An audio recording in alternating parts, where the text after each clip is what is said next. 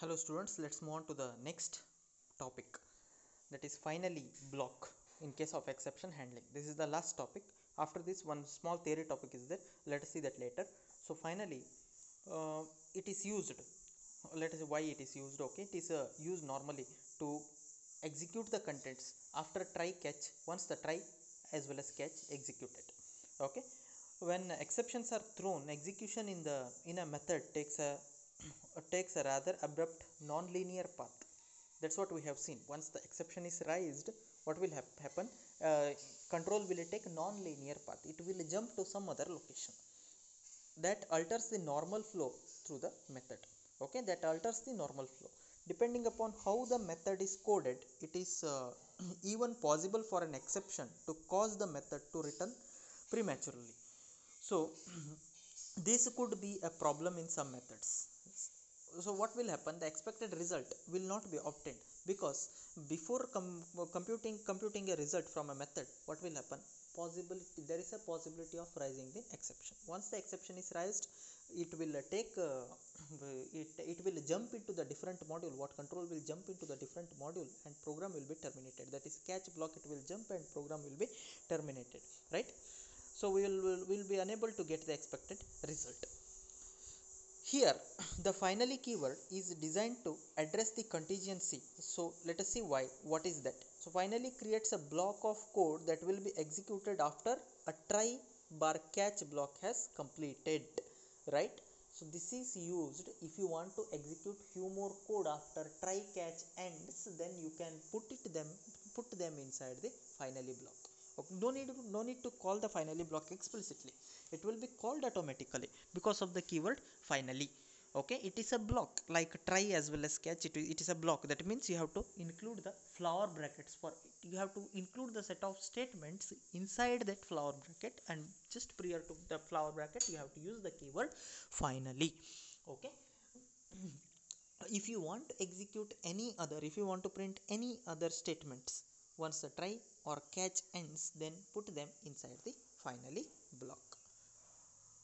That is what explained here.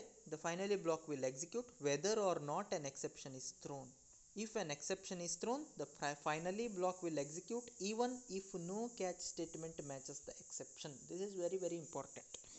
Irrespective of whether the exception is caught or not, the contents inside the finally block will be executed at the end, just before termination. Okay, so there are possibilities like exception may caught and may not. Exception may not caught. Irrespective of matter whether exception is caught or not caught, finally block will be executed. Okay, and very important thing is, even though none of the catch is matching the raised exception, in that case also our finally block will be executed to terminate the program normally. This is one of the important feature of the finally block. Let us see a small programming example for that. Fine, let us see that program. So the program is there at page number. I'll tell you the page number, better you have to note down the program from the textbook what I have shared. From the textbook it is page number 216. Okay, from the PDF it is 249. Fine, note down the page number if you want. Once again, you see I am highlighting the page number. Okay, see the program, small program. We are demonstrating the finally usage of finally. Here, like previous discussion, the same method is declared as a static inside finally demo class. So static word process a, without creating the object, process a PROCA method can be called. So a try block is included to monitor all the possible exception. So what it does is it simply prints the message inside process A. Once this message is printed, it will raise the exception manually. What is the statement? See, to raise the exception manually, we have the keyword throw to raise the exception manually. Check what type of exception it rises. It rises the runtime exception. Runtime exception is the another built-in class under the parent class exception. Okay, so we have given a string name demo once again for it. Then after try there is a finally block. as you can see, after try we did not consider the catch block, we have considered the finally block. So what is the finally block statement? Check process is finally. Okay, so we are discussing about the finally block. So after try or catch ends, finally should be executed if none of the recall the things, if none of the catch block matches with the corresponding exception type, then also your finally should be executed and program should be terminated normally, right? Then so here is the end of process A, and here is the end of the uh, say end of the this is the end of the class B, so this is the end of the finally block, and this is end of the process A. Okay, then inside the same class, that is finally demo, inside the same class finally demo, one more static process is defined. What is that? Check, we have defined process B. Hope it is visible. And again a try block we have. So from the try block we are monitoring the things, that is once a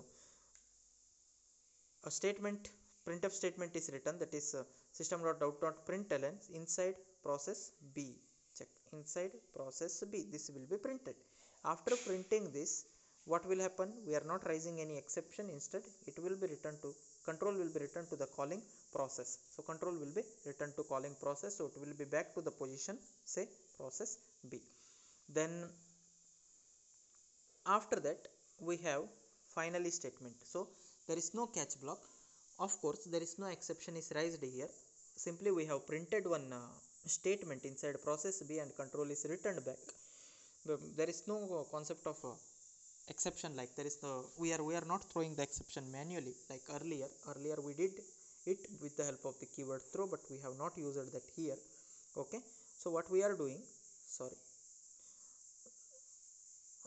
what we are doing is once the try block is terminated, we have written the finally block. So finally block, this prints process B is finally. See here, see process B is finally, isn't it? That is what the finally block after try block of process B. Please try to understand process A which raises the exception manually, whereas process B is not raising the exception. Instead we have only the try block. Okay, and exception, in case of exception handling, if there is no corresponding catch block or none of the catch blocks are matching with the corresponding exception type, then also you have to execute the finally block, right? Now check for the next process, that is process C. Again it is declared as static, so static void process C, it has got a try block, and try block executes normally because system.out. just a system.out.println we have, that is printf statement inside process C is printed, nothing else, no return statement and all. Okay, nothing will be returned to the calling module, that is the process C itself, nothing will be returned to, it simply prints, and there is no exception also raised. Okay, whether exception rises or not, you can have the try block. If there is no exception, then of course the content inside the try will be normally executed. Then we are speaking about the finally. We did not consider any catch block over here, instead we considered finally, and the block which prints a statement inside process C's, that is process C's finally, like for the previous two processes how the contents were printed, like first for process B's finally as well as process A's finally. That was the statement we printed from finally block of each process, that is A, B as well as C module. Fine. Then we need to consider the main function. Even the main function is included here. The finally terminates, where finally terminates, this is the termination of finally, this is the termination of process C. In the same module we have got a main function. So from the main function what we are doing, just I'll highlight, concentrate. Okay, public static void main of string args. Then we have written one more try statement inside the main function. The try statement inside the main function which monitors the which make a call for process A. Okay, process A, check process A which raises an exception because it has got a throw statement. Process A which raises the exception that exception is raised here, it has got a throw statement. Okay, so throw statement, but there is no corresponding catch. So inside try, throw statement is written. That means inside try you have raised an exception manually, but unfortunately for process A we did not mention any of the catch block over here. The same will be handled, but because of the catch block available, see, catch block available which is there here for the main function, soon after calling the process A, what will happen? It will look into the try block of process A, there it creates a new exception, exception is raised. Okay,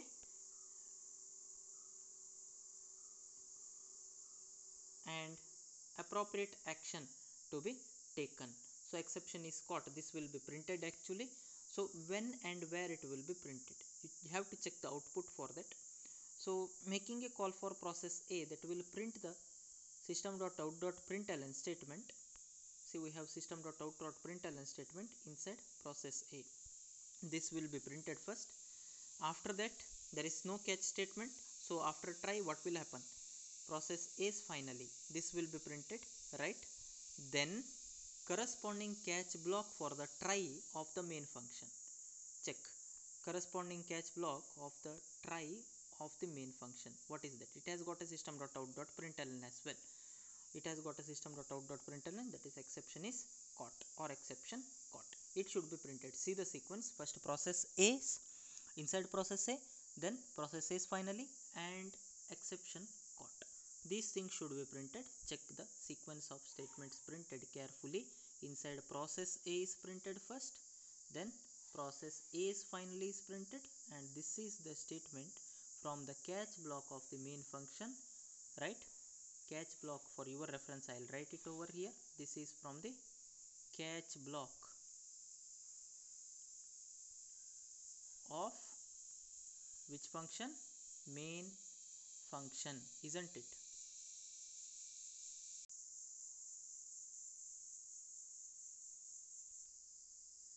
Right, this is what the statement printed from the catch block of the main function. Order of execution or sequence is very important, that you need to understand. Then check the main function. See the next. So try block ends here, try block ends here, catch block ends, so corresponding statements are printed. Then you are making a call for process B followed by process C. So process B, what will happen? Check the contents of process B. Similarly here we have process B, right? Process B has got inside try block, it has got one statement. What is the statement it has got? Inside process B, this will be printed. Then is there any catch block? No, there is no catch block, but we have finally, right? What is there inside finally? Check. Inside finally we have a statement, process B is finally. See the sequence, process see the output sequence. So inside process B is printed first, followed by process B is finally, right? Then check the main function. See the next executable statement inside the main function. You are making a call for process C. So similarly check for process C. It has got a try statement. Inside try statement we have a system.out.println, that is printf statement. So inside process C, inside process C will be the first statement printed from C side. Then there is no catch block, we have a finally statement. Finally block a statement, process C is finally. See here, so that is to be printed, process C is finally, right? This is printed over here. Very important topic, repeatedly asked question. So your job is to understand why to use finally block. Finally is a block irrespective of normal or abnormal termination of try catch, finally will be executed. Okay, this will be executed once try catch ends. If the corresponding try block has got no catch block, then also finally will be executed. Please try to understand this. So whether the catch block is available or catch block is not matching, okay, then also the corresponding finally block will be executed. Okay, that is for the importance of a finally in case of exception handling. Very important topic. Try to make the points saying why finally is required. Okay, what are the applications or advantages of the finally block. If you have any difficulty or doubt, you ask. Let us continue our discussion in the next video. There is a small topic, Java built-in exception. So we are going to see the set of exception classes, theory concept. Let us see them in the next video.